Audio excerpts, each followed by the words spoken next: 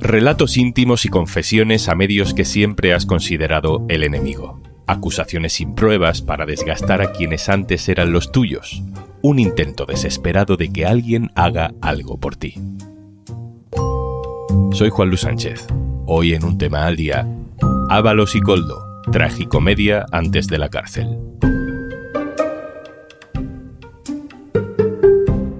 Una cosa antes de empezar. ¿Conoces Kit Digital 360? Te cuento más al final del episodio.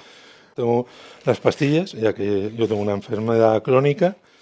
La escena es surrealista, cómica, trágica, sorprendente. Un chándal, las mudas, además las zapatillas con velcro. Es Koldo García, es un vídeo en exclusiva que hace para OK Diario en su habitación de hotel, enseñándoles cómo ha preparado la maleta para ir a la cárcel. Y bueno, pues son con velcro, pues con cordones, para evitar los cordones y demás, y lo que es pues ropa más bien cómoda, ¿vale? Y que no genere ningún problema a los funcionarios que están en las instalaciones. Todavía tendré que aprender muchas cosas, pero bueno, he revisado un poco cuál es el protocolo interno para hacerlo correcto, por lo menos intentarlo. Ellos ya me dirán que son bastantes buenos profesionales. Koldo García graba este vídeo unas horas antes de ir a ver al juez, que efectivamente ordena prisión preventiva para él y para José Luis Ábalos. Llevan desde el jueves en la cárcel de Soto del Real. El caso de Ábalos es especialmente duro para el gobierno. Fundador del sanchismo en el PSOE, su número 2 orgánico, el ministro de Transportes, en prisión preventiva. Pero es que es el segundo secretario de organización de Pedro Sánchez que duerme en prisión en apenas unos meses. Hace unos días salió de la misma cárcel Santos Cerdán, investigado también por su propia trama personal. Muchas cosas han cambiado desde que todo estalló, desde aquella rueda de prensa de Ábalos. La cacería de algunos pseudomedios a las que he estado sometido anteriormente a esta crisis parece que ahora se ha legitimado. Creo que se han superado todos los límites deontológicos, pero esto es melancolía. Ábalos pasó al grupo mixto y tras unos primeros meses prometiendo lealtad a su partido, empezó filtrando a El Mundo WhatsApp suyos privados con Pedro Sánchez que no tenían nada que ver con ninguna investigación judicial. También se convirtió en un habitual del programa de Risto Mejide. ¿Alguna vez has pagado por sexo? Bueno, vamos a ver. Yo, afortunadamente, no he necesitado recurrir a eso. Y entre otras cosas te diré, no me produce ninguna satisfacción saber que están por mí. Por dinero. Solo por dinero. Conforme se ha ido acercando el momento de la prisión provisional, conforme se acerca el juicio, Ábalos se ha ido moviendo más. Ha asegurado, por ejemplo, en los últimos días que, según le han contado a él, Pedro Sánchez y Otegi se reunieron en un caserío en 2018 para pactar la moción de censura. Es una idea que Koldo García había soltado en El Español, aunque luego ha sido más ambiguo en Telecinco.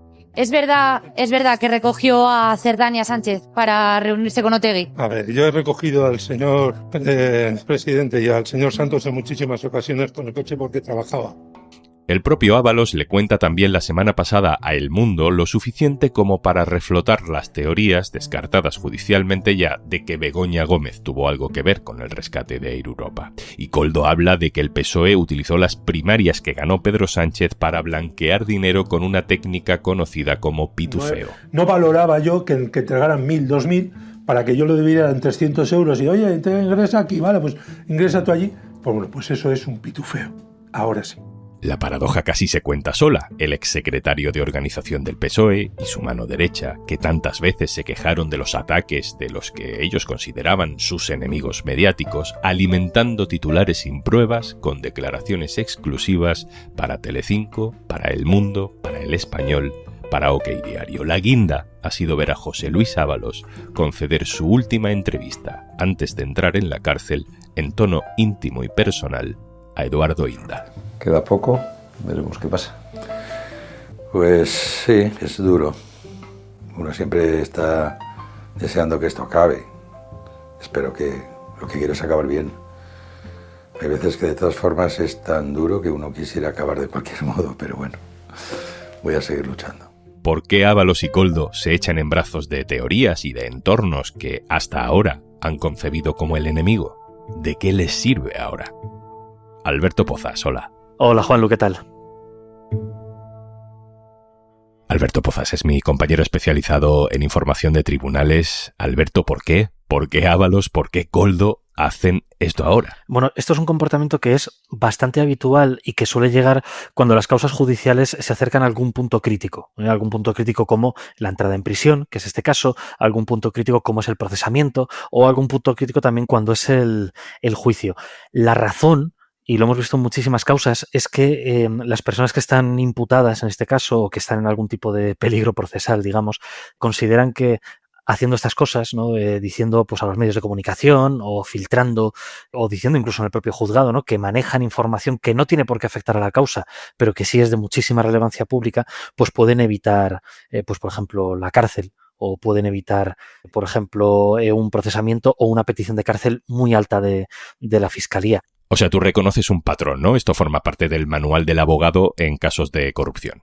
Claro, o sea, yo no sé exactamente qué abogado le recomienda a alguien hacer la maleta para la cárcel con OK Diario, pero sí es bastante habitual que en un momento dado, sobre todo cuando ves la cosa bastante fea, un letrado te recomiende pactar, te busque un buen pacto y eso implique incluso evitar la cárcel en un momento dado o acercarte a condenas muchísimo más bajas de las que te expondrías sin ese trato de favor o ese intercambio de favores con la Fiscalía. Lo hemos visto muchísimas veces, lo hemos visto con históricos como Francisco Correa, por ejemplo, Luis Bárcenas, en fin, lo hemos visto recientemente con Aldama, y detrás de eso siempre hay un abogado que al margen de los numeritos mediáticos sabe bien lo que hay, y si ves que no vas a poder defender tu inocencia, pues te recomiendan sentarte a la mesa con el juez, con la Fiscalía y pactar. Entonces es siempre detrás de esto siempre hay un abogado detrás. Claro, según lo que tú dices, estas entrevistas no se dan para que la gente en general conozca cuál es su versión de la historia, sino que son como llamadas de atención, ¿no? En plan de, oye, podéis contar conmigo para sacar trapos sucios del gobierno, estoy dispuesto a colaborar o lo que sea. De hecho, ahí está el ejemplo de Víctor de Aldama, otro personaje de la trama, ¿no? El empresario que presuntamente pagaba los sobornos a Ábalos, que se ha convertido, siendo presunto corruptor, casi en un héroe mediático de la derecha. Claro, el caso de Víctor de Aldama, que lo hemos visto en otras causas, solo que Víctor de Aldama quizás tiene una facilidad con los medios de comunicación que no hemos visto en otros casos, pero Víctor de Aldama, a través de su abogado, que tiene muchísima experiencia y sabe bien cómo funciona esto, pues él lo que hace es llegar a un pacto con la Fiscalía Anticorrupción y le dice a la Fiscalía Anticorrupción, según se ha publicado, no me lo estoy inventando yo ahora, que bueno, que tiene mucha información que aportar al procedimiento a cambio de que la Fiscalía Anticorrupción obviamente afloje un poco con respecto a él. Los resultados están ahí. La Fiscalía Anticorrupción ha pedido para él, en la primera pieza, digamos, separada del caso Koldo, que está más cerca de juicio, pues 7 años de cárcel, que comparados con los 20 y tantos que le pide a José Luis Ábalos, pues es una diferencia bastante considerable, aunque tiene otras muchas piezas y más graves que está pendientes de juicio. Y luego también salió de la cárcel en su momento, se levantó sobre él la medida cautelar de prisión, y además de una forma un poco habitual, porque estaba imputado en varias causas. Bueno, fue una cosa que dejó muy de manifiesto que efectivamente la voluntad de la Fiscalía Anticorrupción fue excarcelarle. Pero en el caso de Víctor de Aldama, él habló muchísimo dentro y fuera del juzgado. Algunas de las cosas que dijo indiciariamente eran ciertas o se han visto reforzadas a lo largo de la causa. Otras se han quedado en el limbo de las cosas que se dicen un poco a modo de golpe de efecto, ¿no? Y otras directamente pues siguen sin pruebas de por medio, ya veremos si aparecen en el futuro. Y luego, además de eso, se ha hecho colaborador habitual de determinados medios de comunicación, reacciona a las noticias que van saliendo ya como un actor más de la vida política, pero en su caso, por lo menos a ojos de Anticorrupción, lo que aportó tenía sentido, y lo que aportó, al menos una parte, les sirvió para avanzar con la causa. Pero es verdad, Alberto, que Aldama era un desconocido, ¿no? Que se convierte en personaje mediático mientras conocemos, pues, los detalles de la trama. Lo que a mí me impresiona mucho, la verdad, es ver a Ábalos entrando en el juego de difundir sin pruebas teorías a través de medios que durante años han difundido tantísimas cosas, y muchas no eran ciertas, sobre él. Es cambiarte de personaje porque cambia la fase del videojuego. Hay un ejemplo muy concreto, que es que además lo vimos el día en que Ábalos y Koldo fueron al Tribunal Supremo y fueron posteriormente enviados a prisión.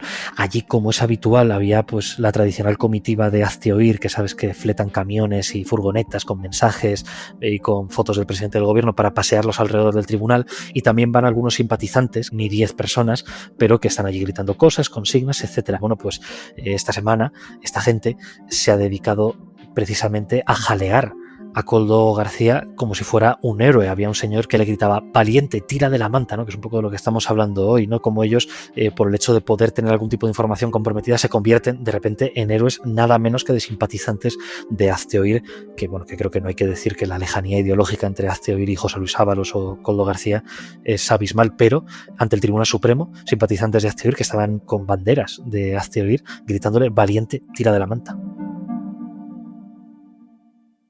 En todo caso, Alberto, no sé si podemos llamar tirar de la manta a lo que está haciendo Ábalos o Koldo. De ninguna manera, porque tanto Ábalos como Koldo consideran que ellos no han hecho nada malo. Ellos consideran que no han cometido ningún delito, que nadie ha encontrado el dinero, las supuestas comisiones. Koldo habla a veces de haber cometido algún error, lo hizo esta semana delante del juez Puente, pero en cualquier caso los dos niegan los delitos, así que consideran que no hay ninguna manta de la que tirar. Tirar de la manta es otra cosa, es aportar pruebas, es reconocer quizá lo que tú mismo has hecho y a partir de ahí hacer lo que han hecho otros. Por ejemplo, David Marjaliza, el empresario de la trama púnica, ese hombre pues fue allí con sus pruebas, declaró, reconoció delitos y aunque está a la espera de juicio, pues ayudó a avanzar la causa. Tirar de la manta es lo que parcialmente ha hecho Aldama con muchísimos matices, pero ni Ábalos ni Koldo están tirando de la manta, están o hablando o filtrando o se están filtrando, que no, en algunos casos no sabemos si han sido ellos mismos, cosas que no tienen que ver como tal con el caso. Gracias a Ábalos y a Koldo se ha hablado en las últimas horas de Begoña Gómez y Air Europa, de pactos secretos con Bildu en un caserío vasco con una reunión de Pedro Sánchez y Otegi. Vamos a ver qué ambiente se respira con todo esto en el gobierno. Nos lo cuenta mi compañera que sigue la actualidad de Moncloa, Irene Castro.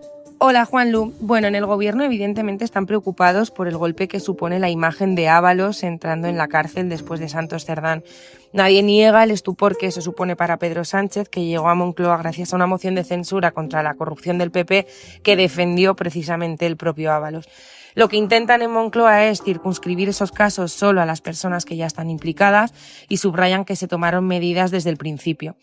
Pero sí se preparan ahora para una guerra de desgaste que ha dado ya sus primeros pasos, con los avisos que tanto Ábalos como Koldo han dado justo antes de entrar en prisión a través de las redes sociales o de medios de comunicación. Tanto en Moncloa como en Ferraz niegan todas las acusaciones con una cierta desesperación porque lo que dicen es que no puedes presentar pruebas de eso que no ha existido. De lo que están seguros es de que no van a poder Koldo, Ábalos o Cerdán, en el caso de que se sume a esa estrategia, demostrar que Sánchez o el partido han cometido irregularidades. La verdad es que el estupor es máximo en las filas socialistas ante el daño reputacional que esto supone, ante las malas decisiones que ha tomado Pedro Sánchez a la hora de rodearse de estas personas. Y bueno, se preparan pues eso, para un goteo de golpes a las puertas precisamente de un nuevo ciclo electoral. Vuelvo contigo, Pozas. En este caso, Koldo tenía conversaciones grabadas, que son las que hemos escuchado, ¿no?, en la instrucción del caso. Bueno, Ábalos ya ha asomado la patita filtrando algún mensaje de WhatsApp también, pero esto de grabar conversaciones ya denota que uno sabe que está metido en algo que no debe y que necesita un plan B por si la cosa se tuerce.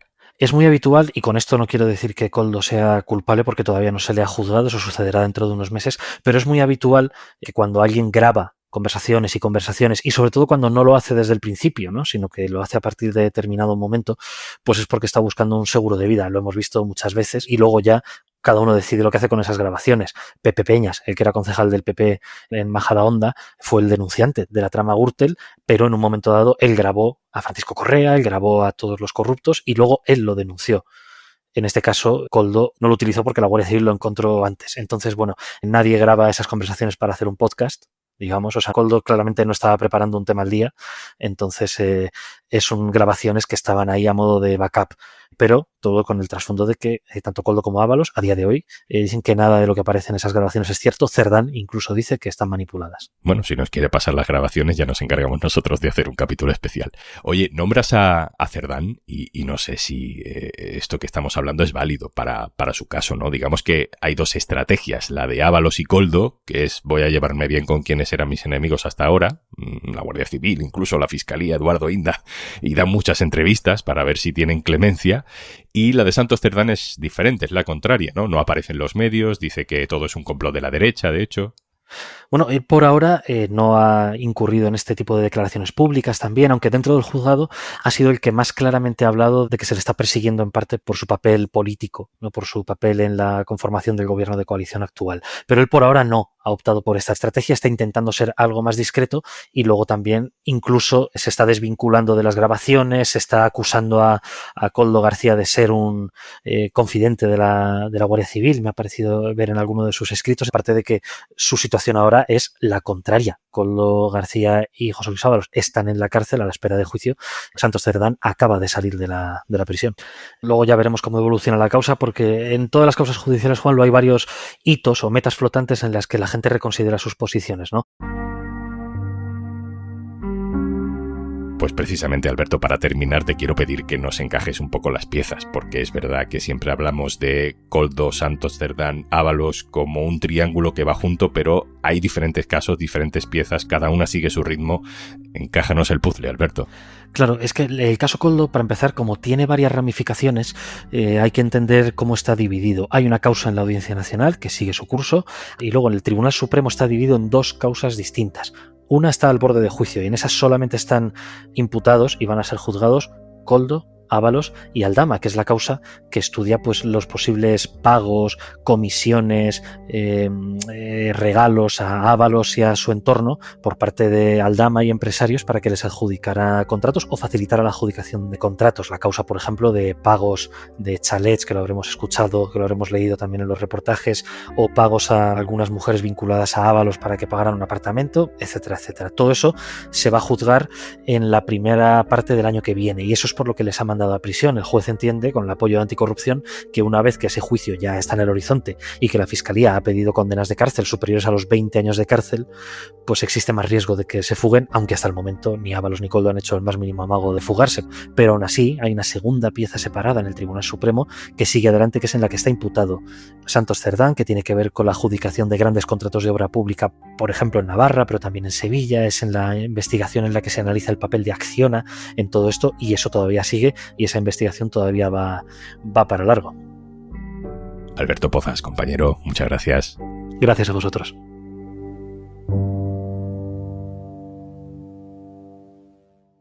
Y antes de marcharnos...